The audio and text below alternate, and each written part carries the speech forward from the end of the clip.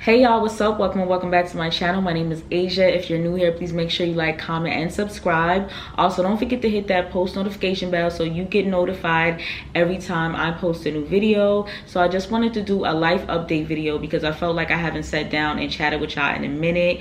So if you guys see me looking down at my phone, forgive me. I just have like timestamps and what I want to talk about in the video. So my first topic is going to be my 1 year as a registered nurse, because I just realized when I was looking at my channel I never updated you guys. So yeah, like I told y'all before, I was very grateful for the experience in my previous hospital, because it was like a trauma 1 hospital and I was able to see a lot of things. So on my floor I took care of peritoneal dialysis patients, trach to vent patients.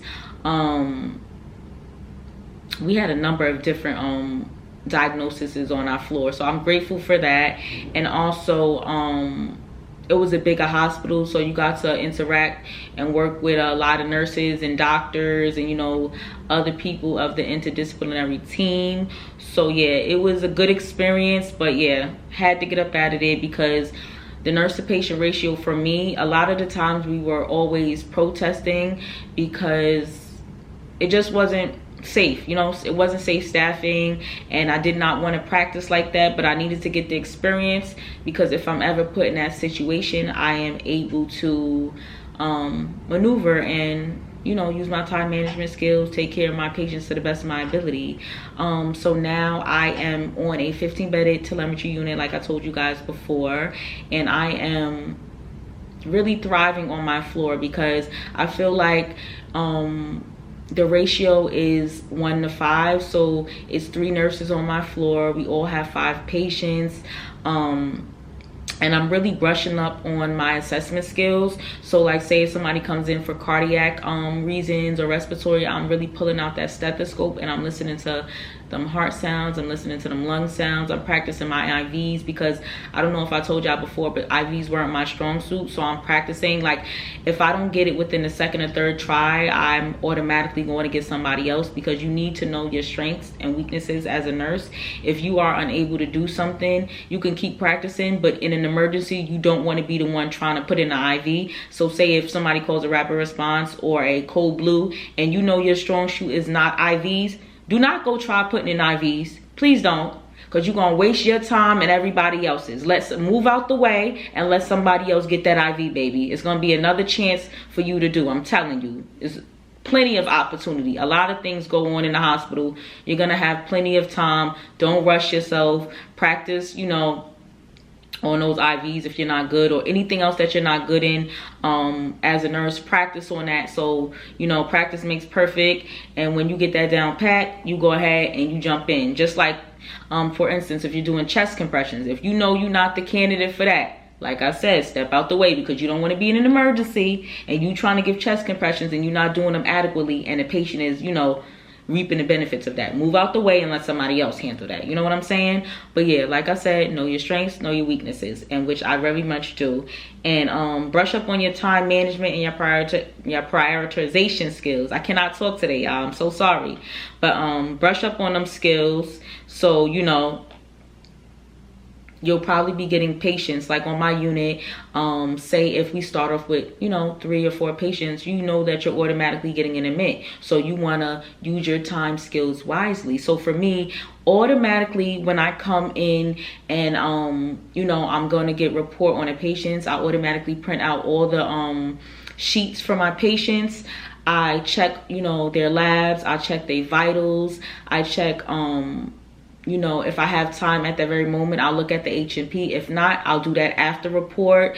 I'll check to see, you know, what the meds are, what I have to give, and if I can't do that at that very moment, if they have something due at 8, because you know my shift starts at 7. So if they have something due at like 8, you know, if I don't have it in their med thing, I'll automatically look. And so when I'm finished report and finish assessing my patients, I'll quickly go to, you know, the Wallaroo, and I'll check. If it's not there, I'll order it immediately so the pharmacy can bring it down, or I can send somebody to go get it so then they can get their meds. You know what I mean? But anyway, y'all, back to report. So during report, I like to write all the systems on my sheet. So when I'm taking report, so for instance, CNS, central nervous system, RS, respiratory system, CVS, cardiovascular system, GI, GU.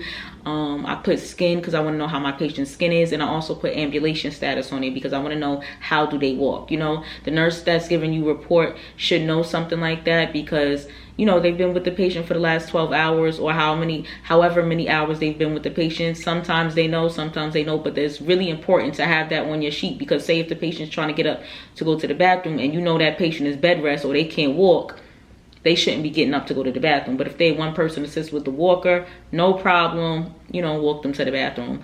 But I also like to ask about medication, how they take their meds, and I also like to ask about, you know, if the patient has an IV. If not, then I know that's the patient that I need to try to make sure I have a line on if they have anything, you know, that needs to go through the IV. And sometimes it's just automatically good to have an IV access just in case if an emergency happens, you want to have IV access on your patient. Yeah, so that's about it for that. Another thing is, I don't know if you guys are familiar with the telemetry floor, but like on the telemetry floor, we have teletext, and we have these telemetry boxes that we put on a patient to monitor their heart and also their pulse ox. So we put something on their finger, a pulse oximetry, to monitor their pulse ox.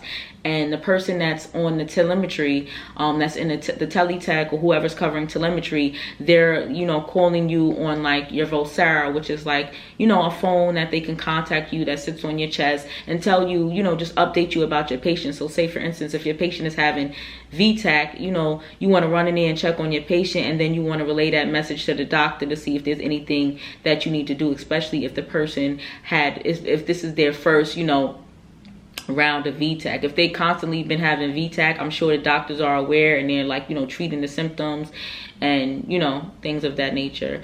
But yeah, y'all, so it's a learning experience being on the telemetry floor. I'm not sure if I told you guys before, but my ultimate goal after telemetry, which is, you know, kind of probably going to be pretty soon, I want to get a job in I want to take a position in the ICU, because my ultimate final goal in nursing is I want to be a CRNA. If you don't know what that is, that's a certified registered nurse anesthetist, and I want to get my DNP in that. So yeah, that's my next goal, y'all. I want to go to the ICU. So I've been taking it up a step. So I started in Med-Surg, then I worked my way over to telemetry. So it's just like adding on my knowledge. And then when I get to ICU, I'm pretty much going to have to, like, you know, learn the drips and stuff. That's what I need to add on, because there in the ICU, you have probably like 2 to 3 patients because they're more critical. And also, I'm not sure if I ever told you guys, but I've been a CNA for probably over like 10 years. I worked in a nursing home first for probably like a couple years, and then I went to the hospital and I was in the ICU. So I've seen a lot, and that's what made me want to be an ICU nurse. I've been in the ICU for what, 7-8 years.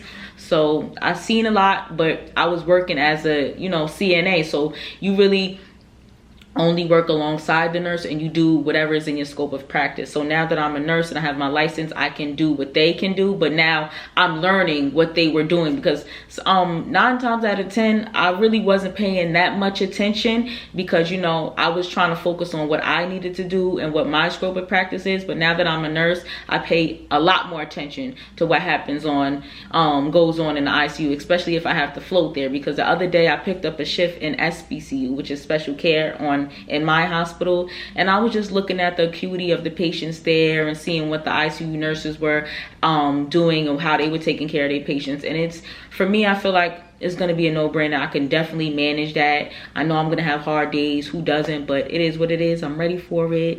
I'm excited. It's going to be a new journey for me. And yeah, y'all, of course I'm gonna keep y'all updated on that, because, you know, I love to, you know, spread tips and give my little knowledges, my knowledge on what I've learned in the field so far. Also, switching over from nursing, y'all. I don't know if you guys are aware. I know I keep saying this because I don't know if I talked about it in my vlogs or not. I think I did, but I'm not sure. But I'm just updating the people who haven't, or who are just tuning in to my videos and are just meeting me for the first time. So I did buy a house last year. I closed on it October 25th of 2023. So I'm excited about that.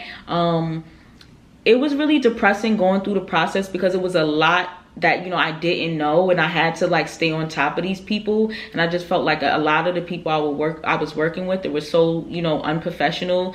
And I just like, I'm a Virgo, y'all. I don't deal with unprofessionalism that great. I like being organized. Like, I just can't, y'all. It just irritates my soul. So yeah, y'all, I just was having a hard time with that. And now that I'm finally, you know, I'm finally closed on the house and I've moved in, I've came back to myself. I want to record more, because at that time I did not want to record, did not want to pick up the camera. I was really depressed. I was annoyed. I was just, every other minute was like, and then at that point I was staying in hotels because like my mom moved out of the apartment. So, you know, I was staying in hotels, you know, until we closed, because it didn't make any sense to get another lease somewhere or try to pick up a lease, a 6-month lease, when I'm going to close in the house. You know what I'm saying? So yeah, y'all, it was just a lot going on, and I'm just so happy that I'm past that part. Maybe in another video I'll talk about it more if y'all interested about that, because I know a lot of people are going through the same things, and I wish I had vlogs or, you know, videos of people to follow so I could be a little bit more familiar with the process. But yeah, it is what it is, y'all. What you gonna do? Last but not least, in this video I want to talk about a Q&A, because a couple of people were asking me some questions, and I was like, you know what, I'm gonna save this for my life update video. So I got about 4 or 5 questions. If I'm looking down, I'm looking at my phone, y'all. And so if you want to keep up with me, you know, go follow me on my Instagram, Aysia Tiona, because that's where the questions were coming from. People were DMing me, and I was saving them in my notes, so when I did this video I could, you know, talk about it. So yeah, the first question was, how do you like your new specialty? Like I was telling y'all before, I do like telemetry a lot because I'm learning a lot. I'm starting to learn my rhythms more. I don't see a lot of the rhythms that, you know, they show you in the book or the textbook and stuff like that, but I do see the basic ones, and it's so important to like familiarize yourself with those rhythms, because if you do want to go to ICU like me, you need to kind of know your rhythm so you can, like, you know, call the doctors or step in early, and, you know, you can see what's going on with your patient. So it's really important to know those rhythms, or practice, you know, or know those rhythms. Although there'll be somebody hopefully that's watching the telemetry, and they can tell you, you know, what's going on with the patients, but, you know, ultimately try to learn your rhythms as best as you can, so you can just jump in there automatically and call the doctor off your knowledge.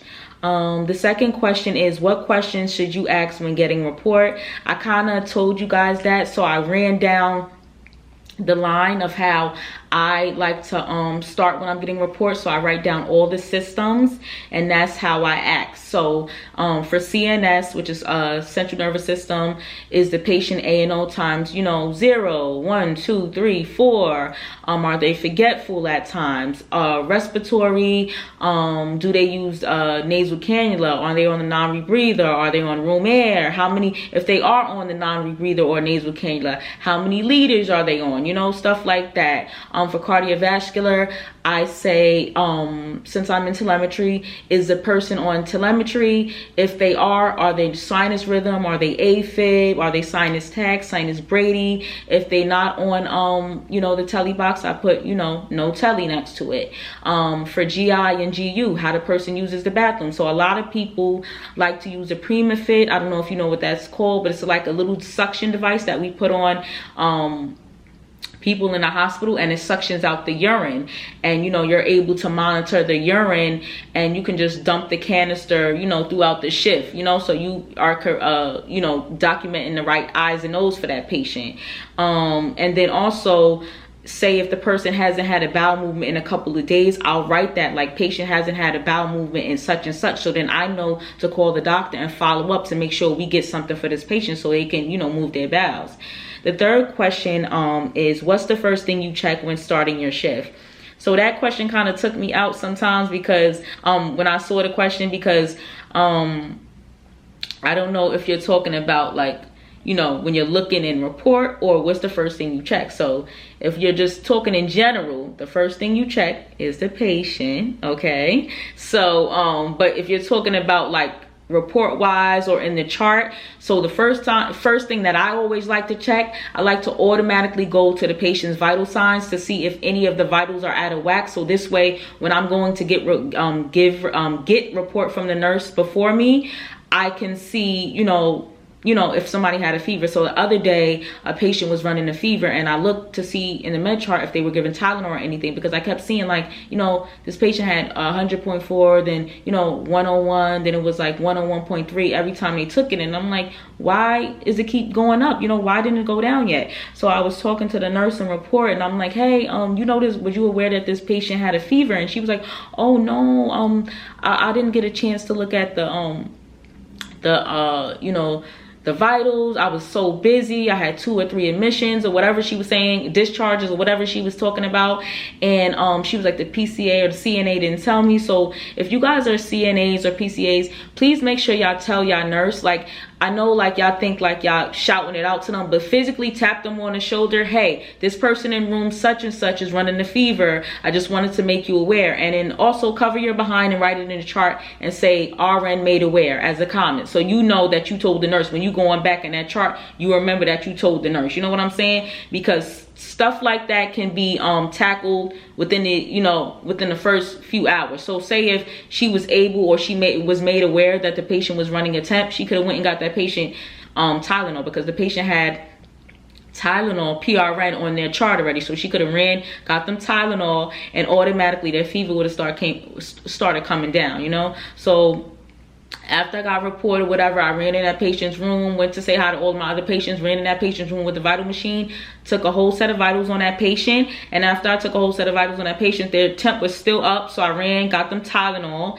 And then after I got them Tylenol, I went and, you know, did their vitals again within like 30 to 45 minutes, I believe. And it came down already. So, you know, it's just good to like stay on top of that stuff. Also, my fourth question is, how do you prioritize your time during your 12-hour shifts? So like I told you guys before, I like to automatically come. Sometimes most of the time I come in at 6:30, but sometimes I run a little late and I'm there at 6:45. So I print out all my papers for my patients. I highlight everything I need to know. I make sure that when I'm going into my patients' rooms, I'm clustering care. I'm asking which IVs are good. If the patients need a new IV, I'm making sure I'm bringing all the materials in there as I go. So when I go in that patient's room to do meds or to change them and help them to the bathroom, I'm tackling, you know, 2 birds in 1 stone and doing everything at once. So when it's time to pass meds at like 10, we start at 9, because you have an hour before and an hour after. When it's time to pass meds at 9, I'm automatically ready. Vitals are in, my patients are cleaned and changed. I already assessed their skin. I just got to give them their meds, and then, you know, they out like a light, they go to bed. So yeah, that's how I like to tackle my shift, y'all. If I have to get a patient, I'm automatically hurrying up and doing what I have to do. Then I'm calling a nurse. I'm checking the chart to see if the orders are in first before I get my patient. If the orders are in, I call the nurse immediately, get my report, or they call me, vice versa, get my report. We talk about how we're going to get the patient up. If the patient is A&O times 4 and they could get a wheelchair, they come on up. But if they need a telemetry box, the nurse has to go down there with them, or a nurse has to come up to the unit with them. So yeah, I like to prioritize my time. I like to make sure my patients' rooms, the beds are like zeroed, everything is weighed, you know, so when they come, I can weigh them, take their vitals, get them what they need, and then, you know, just cluster my care, y'all. That's very important. Y'all gonna probably hear me say that a million times. Cluster your care, period. And then last but not least, my final question is, what happens if you get into a disagreement at work? So I love this question. I love it a lot, because for me, I have gotten into a few disagreements at work. And for me, I try to be as professional as possible. If I can't reason with the person, baby, I'm calling the supervisor, I'm getting the manager involved, because I do not have time to be playing around with you. We all are adults. We should be able to solve the problem ourselves. But if we can't, I'm not wasting no time. I'm gonna go ahead and get the supervisor or the manager involved, because I have patients to take care of. I don't have time to be going back and forth with somebody thinking something is out of their scope of practice. You know very good and well what you came here to do, what you were hired here to do. I don't have time to be arguing with nobody, going back and forth, because 9 times out of 10, if I'm not busy and you need help cleaning somebody, or you need help doing anything, or if any of my patients need help with anything, I'm going in that room to do it myself. I'm not gonna relay the message to somebody else. So say if I'm in the middle of something and the patient asks us to use the bedpan, I'm gonna put them on the bedpan, but I'm gonna go find the CNA that I'm working with. Hey, I just put such and such on the bedpan. Do you mind grabbing them and putting them off? You know what? Teamwork makes the dream work.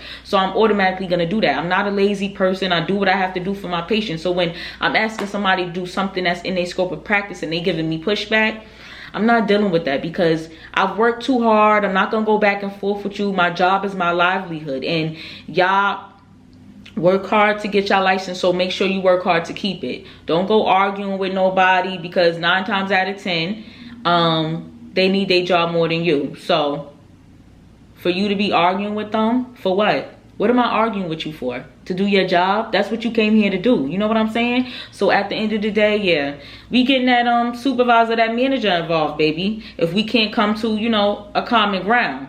It's just that simple. But yeah, y'all, so that's the end of my video. I don't want to talk y'all ear off any longer, and I'm going out to an event. So I'm about to finish getting ready and, you know, leave. So I hope you guys enjoyed this video. I hope it was